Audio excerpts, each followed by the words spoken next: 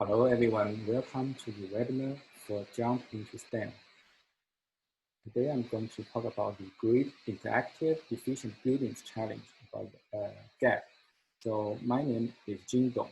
I'm an R&D associate staff in the Buildings Integration and Controls Research Group at Oak Ridge National Laboratory. Okay, so the focus of this challenge is about the GEB. So as you all know, so our lives are closely related with the buildings, both in the residential houses as well as in the commercial sectors. So as you can see from these two pie plots here, actually our buildings account for the residential side, account for 75% of the electricity usage inside the USA. And then for the commercial part, they account for around 75%. Since buildings consume a lot of electricity, and so the concept of GEBS are basically to targeting at co-optimizing the operation of buildings with the distributed energy resources in conjunction with the electricity grid to provide the benefits to the building owners and occupants, as well as to the operation of the whole electricity system. So basically, as the grid are becoming more, penetrated with renewable resources, so there are a lot of uncertainties from those resources. So we need to use some resources to kind of mitigate or help balance the grid when it's needed by the utilities.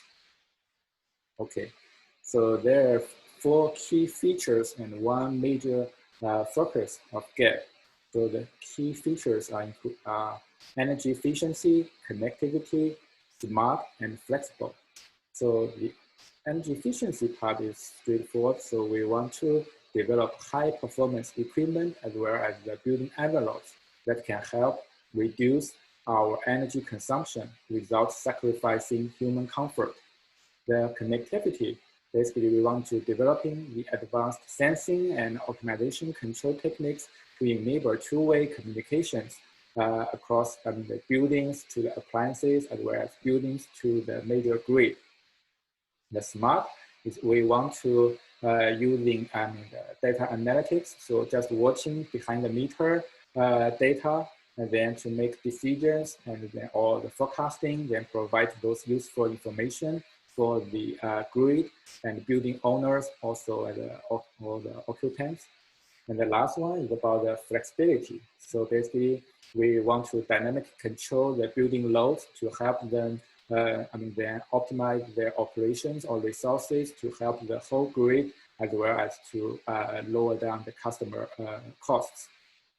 So the major objective of GEB is to use integrated smart technologies to provide flexibility while optimizing energy cost, grid services, occupant needs, and their preferences. So it's a win-win for the customers and utilities or the grid by deployment of the GEB techniques. Okay, since the first feature is about energy efficiency, so we'll start from there. So here, as you can see from the 4 sub-figures, in the first one, in each of the figure, each of these sub-figures, the gray lines, they represent the electricity usage baseline of a building. And then when we say improve the efficiency, we basically want to reduce the power consumption from the gray line to the green line here. So we want to lower the total power demand. But then the second one for load shedding is okay. The most critical operation period for the electricity grid focus on these peak hours, for example, in the late afternoon or the evening hours. So when all the buildings or residential houses reach their peak hours, so that puts a lot of stress on the whole electricity grid. So at certain point, the electricity grid, the utilities want to improve the resiliency or the reliability of those periods. So they want to customers to reduce their usage at those peak hours. So that's how we show that the original peak, the original load during these hours has been reduced or shaped to a flat line to help the grid to run through those peak hours. And then in addition to a load shade, if we can shift the load from the peak hours, move to them the early morning or midnight valley hours. So that way we can, changing the electricity consumption, moving from peak hours to valley hours, that we call load shifting. But remember, all these three services, they are in the time resolution of maybe hours. So you can see this is hours. You can maintain a peak demand at that flat curve for some certain hours. Here, the same, we move the load from peak hours to valley hours. However, there are some other, the frequency regulation or ancillary services which requires to modulate the building load in the very dense sub-seconds to seconds levels. So for example, if the grid line is the baseline, so it's a flat curve, but the grid enabled, in order to maintain the 60 Hertz at frequency, so they may want the load to ramp up and ramp down and to match that exact second. So there's some ramp up, ramp down, and ancillary service signals. So they want the buildings to track or follow this orange reference lines. Okay, so already explained the modulate. So basically it's to respond to a signal from the grid operator during the dispatch period to match this orange curve in very seconds and a very quick and fast response in the seconds level. And then, so the last one is about generate. So since we are modulate the operation of the buildings, so we kind of allow the buildings to reduce the load at this time and then increase the load at the this time interval here. So this is similar as that we have a local generation, a virtual storage or virtual generator through our buildings. For example, it's generating from the grid point of view, it's generating the resources. So then we can consider our buildings as virtual batteries. So as you can see here, the batteries are often included in this discussion as they improve the process of dispatching such generated power. So it can integrate it with the buildings. Then all this flexibility can be utilized to maintain the balance between generation and the load, because that's all critical for the grid to maintain 60 Hertz here, for example, the frequency. Okay, so then I will cover some of the background about demand response programs or DR. So the management of this, DR can be classified into the dispatchable and non-dispatchable and the two categories. So in the dispatchable loads, basically the grid side will send out a reference signal or or some pricing or direct load control signal. Once the customer or the buildings receive such signals, they will automatically respond to that signal. So that's, we call it dispatchable, means the buildings can automatically moderate their loads in response to some grid signals. So, however, the other category is called non-dispatchable loads. So basically, they need the human override or intervention. So basically, once the customers receive some pricing signal, then the customers will make their decision whether they are going to reduce their load or increasing their load. So there's a huge difference. This part is dispatchable loads, so they don't need any human behavior to participate. But here, the non-dispatchable part, we do need some control or manipulation from the human or the occupants of the buildings. So as mentioned here, however, most of the existing programs, they are limited in,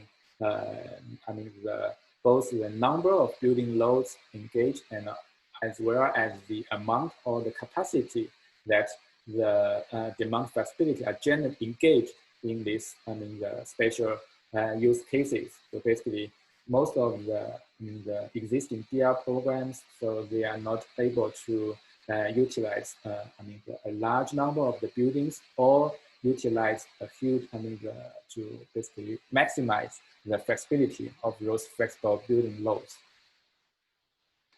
Okay, so then I will continue with some DR program.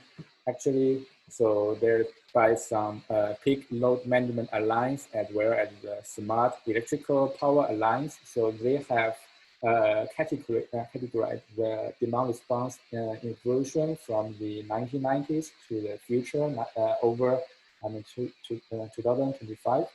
So the DR demand response 1.0 is the one-way switch.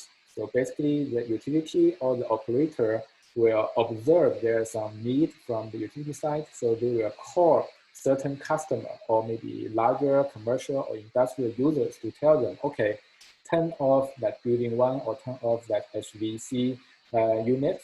So that's a one-way communication. Basically, you will manually call someone or send some message. So that's the original DR program.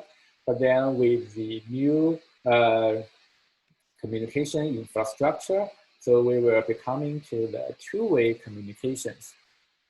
So they can automatically send out some reference or control signal to the end users. Then end users will send back their response to that signal. So that way, the utility operator can better operate or shift the flexible load for the benefits of the grid operation. And then now we are working on the demand response 3.0. Basically, we are better engage all the smart thermostats and other demand, the distributed energy resources, the devices.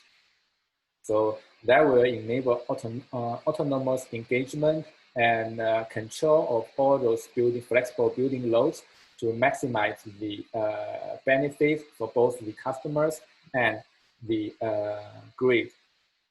So that can also enable a better integration with on-site DERs, distributed energy resources. So the building operations and these DERs can be co-optimized to expand demand options. For example, can help the mitigation of the uncertainties from PV generation. So if you have the rooftop PV panels, and also we can help to reduce the peak load of the electrical vehicle charging, as we have more and more electrical vehicles equipped into the houses or other commercial buildings. The same goes to for the battery. So with all this, the integrations of the GEBS, and demand responses, so we are, hopefully seeing this kind of benefits here. First of all, it is to reduce the energy bills. So as you can see, the future energy cloud. So we have our residential, commercial buildings, and also battery storage. They all integrated with other DERs, so with energy resources, with the EVs, PV panels, and then if certain buildings, commercial or residential, have surplus energy, they can do their, the peer-to-peer energy transaction, or they can sell back their surplus energy back to the main grid. That way, the main grid can reduce the coal plant or some other expensive generators to reduce the operation of those expensive traditional generators, and then to just import from the buildings or other DERs. So that can reduce the energy bills for the customers. At the same time, it will improve the reliability of the whole grid, because the whole grid, as you can see, you have some certain amount of the base load and then the peak load. So that's it's about this peak load will create the trouble or stress for the whole utility, or the electricity grid. So in order to maintain the balance at those peak hours, the utility has to run certain backup generators. However, if we have these GEB technologies, then we can reduce down those backup generators to use the flexibility from the buildings and other DERs to help maintain the balance at those critical peak hours. And then the same goes to the reduce the grid congestions. Yeah, in the peak hours, basically, certain buildings will shade their loads to help the other, critical loads during those time intervals. And then, since we reduce the grid congestion, so we can reduce the, the market price for the customers. Also, this GEB technology that we mentioned, so it can help integrate with renewable resources and energy storage devices, so they can, improve the renewable penetration of the whole grid, as well as to reduce the traditional coal plants. So that will bring significant environment benefits. And then the GEB will also, provide the flexibility for the customers for their own choices, and also to improve their the services, so depending on their own situation. Okay, so with all those benefits and the background, so here comes our the challenge for this JUMP program.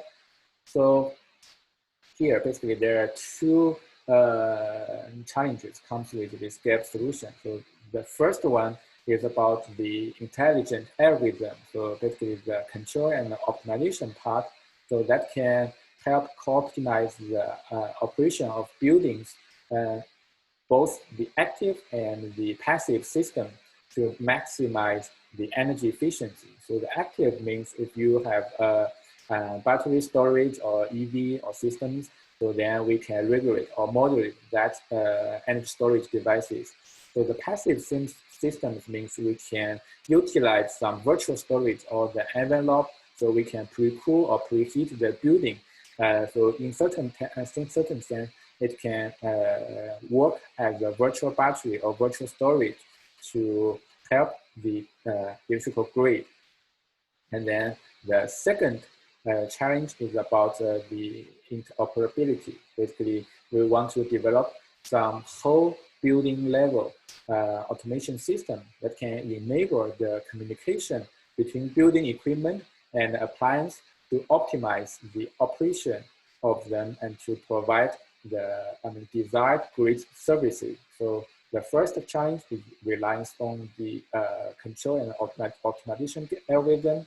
The second challenge relies on that interoperability. Basically, we want to a new communication strategy or protocol that can access all the smart appliances or smart thermostat, smart water heaters, and EV chargers to enable the two-way communication, and then about the control to provide desired grid services.